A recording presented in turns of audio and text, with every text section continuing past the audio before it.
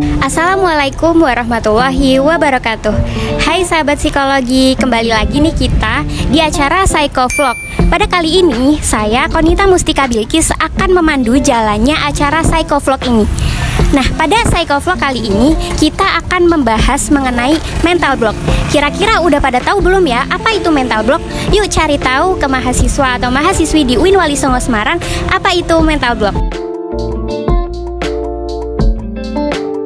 Permisi Mbak, maaf mengganggu waktunya sebentar. Dengan Mbak siapa, prodinya dari mana? Mbak Siti Hoiriah dari Sosiologi. Inaya dari Prodi HES. Nama saya Putri Liria Vidiana dari Komunikasi Penyiaran Islam. Abdul Nafi dari Prodi PAI. Saya Lia dari Prodi Pendidikan Biologi. Saya Muafa dari Pendidikan Matematika. Mbak pernah gak sih ngerasa kayak gak bersemangat, terus tiba-tiba kayak ngerasa gak bergairah, terus waktu mau mencoba sesuatu hal padahal belum dicoba, tapi Mbak udah ngerasa kayak ragu sama kemampuan diri Mbak sendiri? Pernah gak? Pernah. Oh ya, tentu pernah dong. Ya pernah. Pastinya kalau itu pernah ya. Sering. Kalau saya sih pernah. Biasanya ngalamin situasi itu tuh pada saat apa? Biasanya kalau lagi ini ya, kalau lagi capek-capeknya kuliah, pikir kayak ragu gitu. Pada iki sih, kalau mau ngerjain sesuatu gitu kan. Pas saat mencoba hal baru gitu.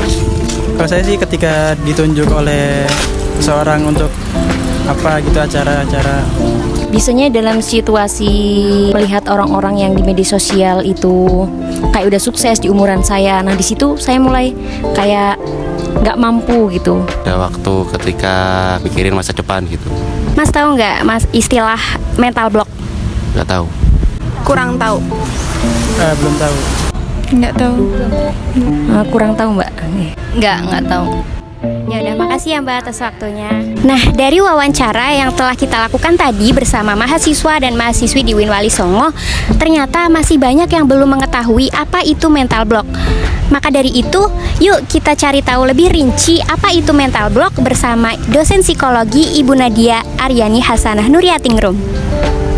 Oke teman-teman, tentang mental block ya, hari ini akan kita bicarakan mental block. Mental block apa sih sebenarnya mental block? Mental block sendiri terdiri dari dua kata ya, ada mental, ada block. Nah, mental sendiri artinya hal ini berkaitan dengan kondisi psikologisnya individu. Kemudian block. Block itu apa? Block itu adalah penghalang atau juga hambatan. Nah, kalau dilihat dari American Psychological Association, teman-teman, mental block ini bisa diartikan sebagai sebuah hambatan ataupun penghalang yang sifatnya bisa jadi fisik, bisa jadi biokimia atau juga psikologis, yang mana hal ini terjadinya tiba-tiba atau involunteer, yang artinya tidak disadari oleh individu yang bersangkutan. Tapi akhirnya apa? Akhirnya hal ini bisa membuat orang bermasalah terhadap aliran berpikirnya atau juga aliran ucapannya.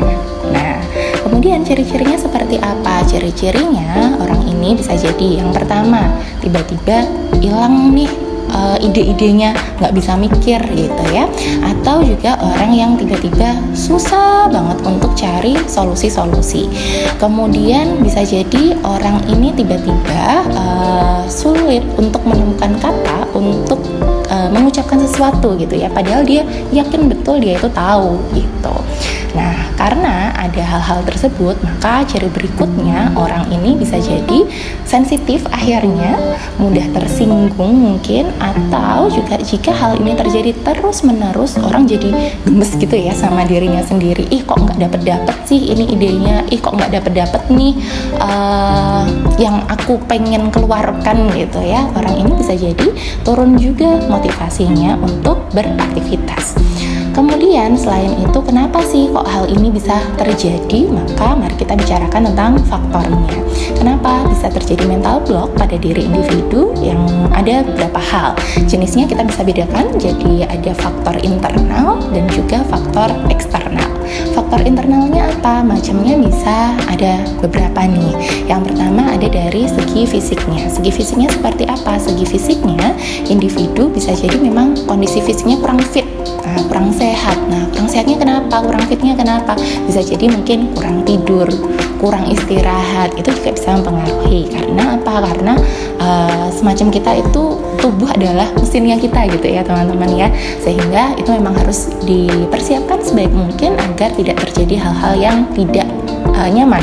Selanjutnya, kemudian setelah ada aspek fisiknya, kita juga bisa jadi ada faktor psikologisnya.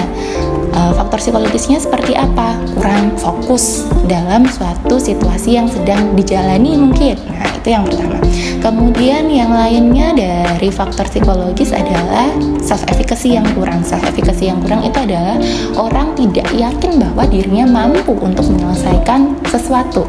Nah, itu adalah self-efficacy-nya rendah, atau juga bisa jadi dia punya belief atau keyakinan-keyakinan atau pikiran-pikiran yang cenderung negatif. Contohnya seperti apa? Contohnya, aku pasti nggak bisa nih untuk melakukan hal ini.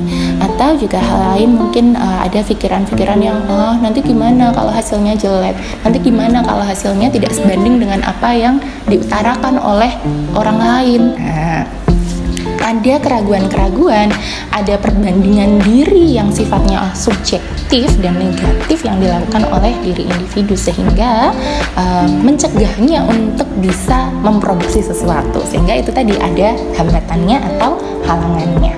Kemudian faktor lain itu adalah misal ada dari habitnya kita, behaviornya kita, yang mana orang suka menunda-nunda untuk melakukan sesuatu. Nah, kenapa kok bisa gitu ya? Atau hal ini sering kita sebut dengan prokrastinasi ya teman-teman ya. Kenapa hal ini bisa menjadi faktor dari mental block itu sendiri? Karena bayangin seperti ini teman-teman, kita mau mencari kertas gitu ya, kita mau mencari selembar kertas di atas meja, tapi kondisinya atas mejanya itu banyak banget kertas yang lain dan berantakan.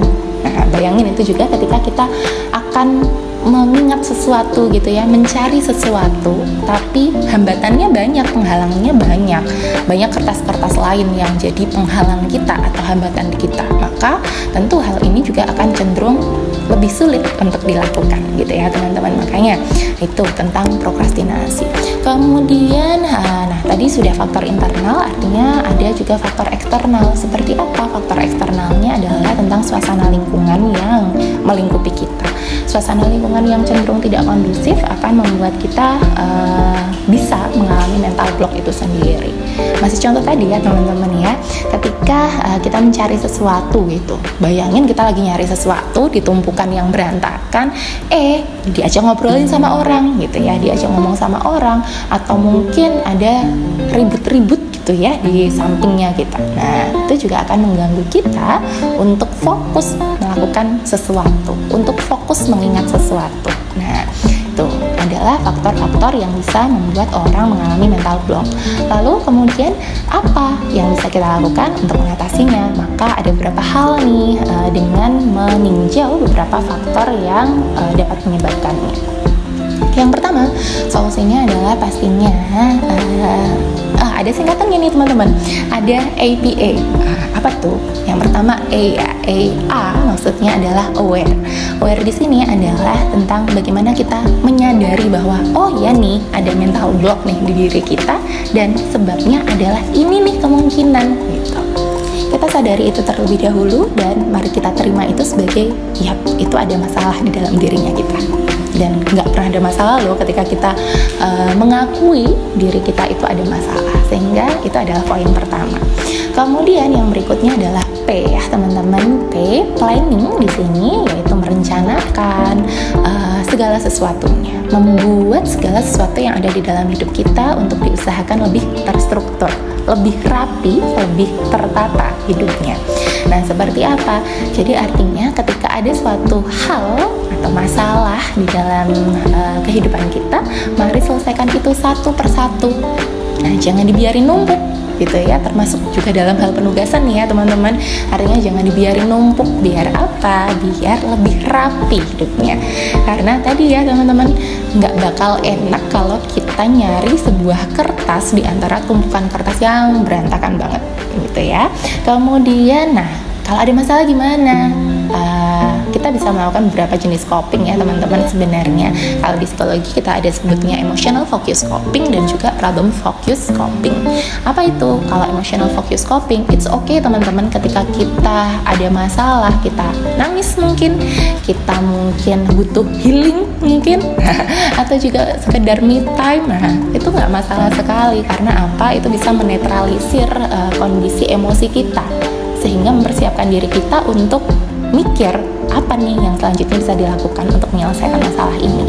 Nah, ketika kondisi emosinya kita sudah ready nih untuk berpikir apa yang seharusnya dilakukan, maka lakukanlah problem focus coping.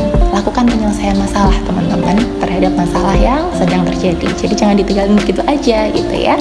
Kemudian kalau sudah P ya, kemudian yang ketiga berikutnya adalah action teman-teman.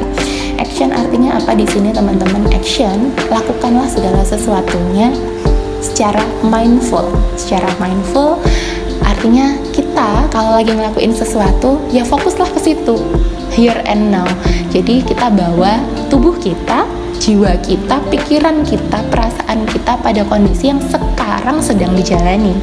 Artinya apa? Kalau ada masalah-masalah yang sebelumnya, maka coba taruh dulu itu di masa yang itu aja, masa yang sebelumnya. Tapi sekarang yang sedang dijalani apa? Fokuslah pada hal itu. Termasuk kalau kita lagi ngomong nih, fokuslah pada konten apa yang sedang diomongin gitu ya teman-teman ya, sehingga kehilangan pikiran, kehilangan kata-kata yang seharusnya kita ucapkan itu tidak akan terjadi. Kemudian pastinya karena ada faktor eksternal yang mungkin juga mempengaruhi orang mengalami mental block. Artinya apa? Artinya mari kita pilah ya lingkungan eksternal kita sebaik mungkin sesuai dengan kadar kenyamanannya kita dan kecocokan terhadap aktivitasnya kita. Sekian dan terima kasih. Nah, dari penjelasan tersebut kita jadi tahu nih apa itu mental block, penyebab mental block dan juga cara menangani mental block itu sendiri. Yuk, mari kita sama-sama untuk menghilangkan mental block dari diri kita. Sampai jumpa di acara Psychovlog berikutnya. Wassalamualaikum warahmatullahi wabarakatuh.